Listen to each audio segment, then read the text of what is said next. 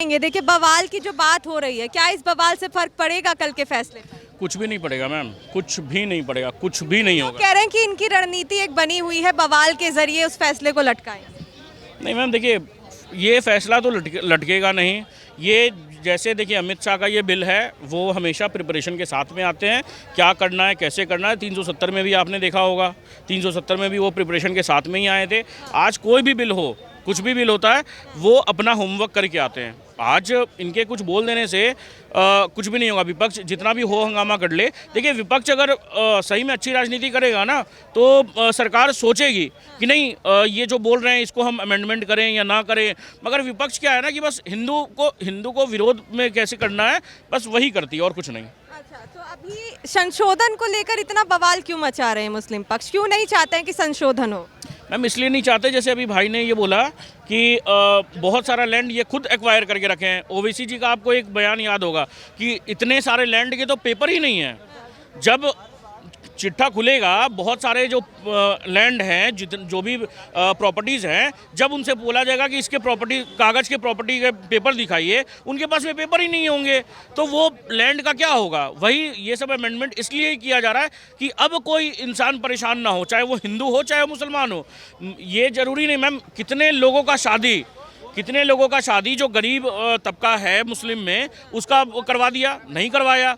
आज एक भी जो इमाम हो गए या जो भी हो गए, पसमंदा समाज का कोई भी एक इंसान इस वफ़ में नहीं आता है। क्या पसमंदा समाज इससे वंचित क्यों है? क्यों इसको वंचित रखा गया है?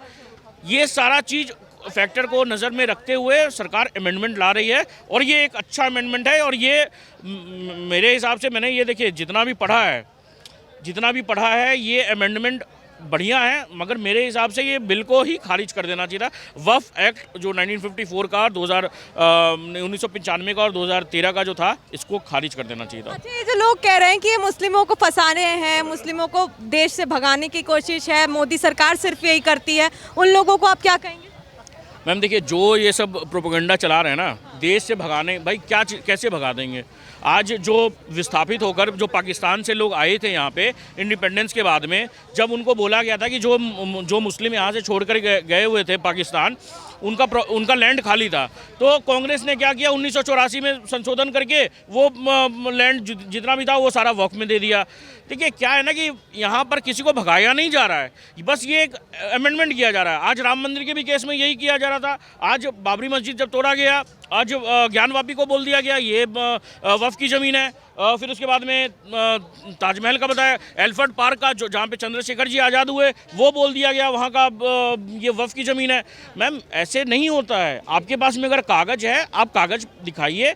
और जो लोग बोल रहे हैं वो चीज़ गलत है। जो देखिए, और मोदी जी और अमित शाह पे मुझे बिल्कुल भरोसा है, अमेंडमेंट पास हो जाएगा बिल। चलिए, आप किस तरीके से देखते हैं? ऐसा नहीं कि वक्फ बोर्ड की जो कुतुब मीनार उन्होंने कहा था वक्फ की है, और ताजमहल भी कहा था। ये जो बिल्डिंगें हैं, ये वो अपने साथ नहीं लेके आए थे बाबर या उससे पहले अलाउद्दीन की जो खिलजी वगैरह, ये यहीं के लोगों की बिल्डिंगें थी और ज़मीन थी। उस पर कब्जा करके मुस्लिम काल में उन्होंने उस पर कब्जा किया और बिल्डिंगें बनाई। और अब वो कहते हैं कि ये जो है वक्फ की ज़मीन है। 1500 साल पुराना मंदिर तिरुनेल वैली डिस्ट्रिक्ट में, जिसमें कभी भी मुस्लिम राज नहीं रहा, कभी भी नहीं रहा, तो उसमें जो एक मंदिर है उसको भी ये कहते हैं कि ये एक मतलब वक्फ प्रॉपर्टी है।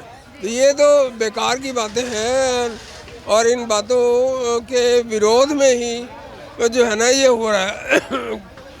कभी भी लोकसभा में 40 मुस्लिम एमपीज़ के से ज़्यादा नहीं हुए, लेकिन फिर भी उन्होंने ऐसे बिल पास करवा लिए जो हिंदू विरोधी थे। जैसे कि एक कश्मीर में 370 इन्होंने पास करवा लिया है जी, चोरी से घुसेड़ दिया उसको कॉन्स्टिट्यूशन में।